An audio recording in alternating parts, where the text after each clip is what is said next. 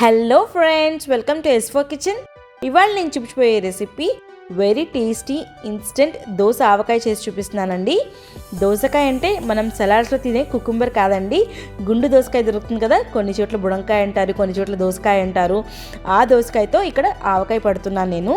ఇది చాలా కమ్మగా ఉంటుంది టేస్ట్. వేడివేడి అన్నంకి నెయ్యి వేసుకొని తిన్నారనుకోండి, చాలా అద్భుతంగా ఉంటుంది. ఒక్కసారి ఇక్కడ చూడండి, ఎంత కలర్ఫుల్గా, ఎంత టెంప్టింగ్గా ఉంది కదా. ఆవకాయ అనేది మామిడికాయతోనే కాదండి, ఇలా దోసకాయతో అయినా ఆవకాయ పెట్టుకోవచ్చు, చాలా బాగుంటుంది. ఇన్స్టెంట్గా 4 అవర్స్లో రెడీ అయిపోతుంది మన ఈ ఊరగాయ అనేది. ఇంకెందుకు ఆలస్యం, ఎలా చేసుకోవాలో చూసేద్దాం. Let's get started. ఫస్ట్ గా ఇక్కడ నేను ఒక దోసకాయ తీసుకున్నానండి. ఇది ఒక 600 గ్రామ్స్ వరకు ఉంది. ఇది గట్టిగా ఉండాలి అండ్ పుల్లగా ఉండాలి, మెత్తగా లేకుండా చూసుకోండి. ఇక్కడ నేను హైబ్రిడ్ దోసకాయ తీసుకున్నాను. దీనికి నాటు దోసకాయ అయితే ఇంకా టేస్టీగా ఉంటుంది. దీన్ని కడిగేసుకొని పొడి బట్టతో తుడుచుకోవాలండి, ఏమాత్రం తడి లేకుండా. తడి ఉంటే మన ఊరగాయ అనేది నిలవ ఉండదు, పాడైపోతుంది ఫాస్ట్ గా. ఇలా తుడిచేసుకున్నాం కదా, ఇప్పుడు కట్ చేసుకుందాము.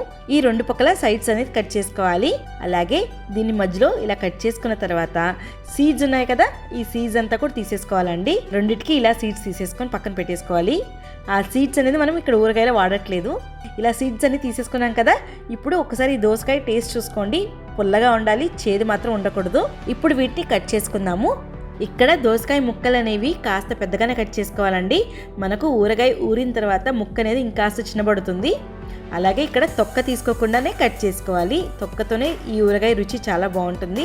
ఇలా అన్ని కూడా కట్ చేసేసుకున్నాం కదండి, దోసకాయ ముక్కలు అన్ని ఈవెన్ సైజులో కట్ చేసుకున్నాను. ఇప్పుడు ఇది కాసేపు పక్కన పెట్టేసుకొని మన దోస ఆవకాయకి ఆవపిండి ప్రిపేర్ చేసుకుందాము. ఇప్పుడు ఒక పాన్ పెట్టేసుకొని ఇక్కడ ఒక 60 గ్రామ్స్ వరకు ఆవాలు వేసుకున్నాను. వీటిని లో ఫ్లేమ్లో డ్రై రోస్ట్ చేసుకోవాలండి. ఇలా డ్రై రోస్ట్ చేసుకున్నాం కదా, ఇప్పుడు ఫ్లేమ్ స్విచ్ ఆఫ్ చేసుకొని ఒక ప్లేట్లో చల్లార్చుకోవాలి. ఆవాలు అనేది కంప్లీట్ చల్లారిన తర్వాత పౌడర్ చేసుకోవాలి. ఆవాలు చల్లారిపోయాయండి, ఇదంతా కూడా ఫైన్గా బ్లెండ్ చేసుకోవాలి. ఇక్కడ మనం తీసుకున్న 600 గ్రామ్స్ దోసకాయ ముక్కలకి ఈ ఆవపిండి సరిపోతుంది పర్ఫెక్ట్గా. ఇలా బ్లెండ్ చేసుకున్న ఆవపిండిని ఇక్కడ ఒక పెద్ద బౌల్ తీసుకున్నానండి, దాంట్లో వేసేసుకుంటున్నాను. అలాగే ఒక 1/4 కప్ వరకు ఉప్పు వేసుకుంటున్నాను. కారం ఒక 1/3 కప్ వేసుకుంటున్నాను. అలాగే ఒక 1 టీ స్పూన్ వరకు పసుపు. ఇదంతా ఒకసారి బాగా మిక్స్ చేసుకోవాలి. ఈ మెజర్మెంట్స్ అనేది 600 గ్రామ్స్ దోసకాయకి పర్ఫెక్ట్గా సరిపోతాయండి. ఒకవేళ మీరు ఇంకాస్త కారం కావాలి అనుకుంటే చూసుకొని వేసుకోవచ్చు. చూడండి, మన ఈ ఆవపిండి, కారం అన్నీ కూడా బాగా మిక్స్ అయిపోయినాయి కదా. మనం ముందుగా కట్ చేసి పెట్టుకున్న దోసకాయ ముక్కలు ఉన్నాయి కదా, అవి కూడా వేసుకొని ఒకసారి బాగా కలుపుకోవాలి. ఈ ముక్కలకి మన కారపొడి అన్నీ కూడా బాగా పట్టేటట్టు మిక్స్ చేసుకోవాలి.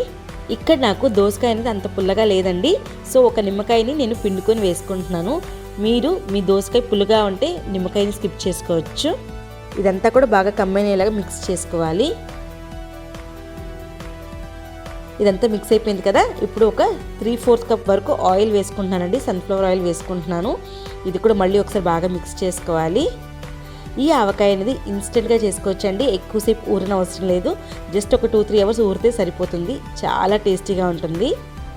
ఇప్పుడు కాస్త ఆయిల్ తక్కువ ఉన్నట్టు కనిపిస్తుంది కదా, మనకు ఒక 4 అవర్స్ ఇది పక్కన పెట్టుకుని ఊరు పెట్టుకుంటాం కదా, అప్పుడు ఆయిల్ రిలీజ్ అయ్యి పర్ఫెక్ట్గా సరిపోతుంది. మన దోస ఆవకాయ అనేది ఇక్కడ రెడీ అయిపోయింది కదండి. ఇప్పుడు దీన్ని ఒక అల్యూమినియం ఫాయిల్తో వ్రాప్ చేసుకుంటున్నాను బౌల్ అంతా కూడా. ఇలా వ్రాప్ చేసుకున్నాం కదా, దీన్ని ఒక 4 అవర్స్ వరకు పక్కన పెట్టేసుకోవాలండి. ఈలోగా మన ఊరగాయ అనేది కాస్త ఊరుతుంది. ఒక 4 అవర్స్ అయిందండి. ఇప్పుడు ఈ అల్యూమినియం ఫాయిల్ తీసి మన ఊరగాయ అనేది ఎలా వచ్చిందో చూద్దాము. ఇక్కడ చూడంండి, ఆయిల్ అనేది ఇంతకుముందు సరిపోలేదు కదా, ఇప్పుడు ఆయిల్ అనేది రిలీజ్ అయింది. ఎంత కలర్ఫుల్గా, ఎంత టెంప్టింగ్గా ఉంది కదా మన పికల్ అనేది. అంతేనండి, చూసారా ఎంతో ఫాస్ట్గా రెడీ చేసుకున్నాం కదా మన దోస ఆవకాయ ఊరగాయ అనేది. ఇంకెందుకు ఆలస్యం, మీరు మీ ఇంట్లో ఒక్కసారి ట్రై చేసి ఎలా వచ్చిందో కమెంట్ సెక్షన్లో పెట్టండి. ఇప్పుడు ఒకసారి ఇక్కడ చూడండి, మన ముక్క అనేది 4 అవర్స్ ఊర పెట్టుకున్న తర్వాత కాస్త సాఫ్ట్ అయింది, టేస్టీగా కూడా ఉంది. చూసారు కదండి నా వీడియోస్ కనుక నచ్చినట్టయితే నా ఛానల్ లైక్ చేయండి, షేర్ చేయండి, సబ్స్క్రైబ్ చేయండి. పక్కనే బెల్ బటన్ ప్రెస్ చేయండి ఫర్ ద లేటెస్ట్ అప్డేట్స్. మళ్ళీ మీ ముందుకు సరికొత్త రెసిపీతో వస్తాను. Take care.